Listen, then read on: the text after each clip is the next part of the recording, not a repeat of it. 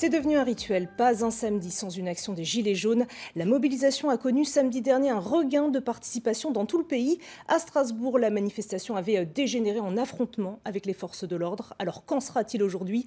Des rassemblements se déroulent depuis 10 heures à Strasbourg.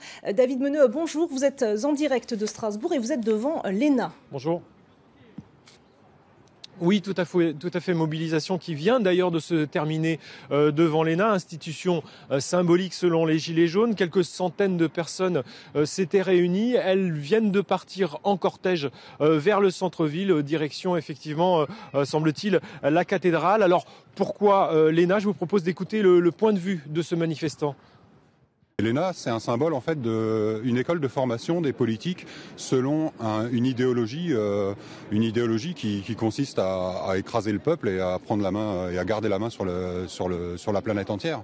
Et nous, on est esclaves de ça, quoi. Après, ça existe depuis longtemps, donc il y a une limite quand même à tout ça, c'est qu'on reste quand même tous des êtres humains et que quand on bascule dans l'esclavagisme et une dictature à ce point-là, faut arrêter. Et l'ENA, je trouve ça un très bon symbole.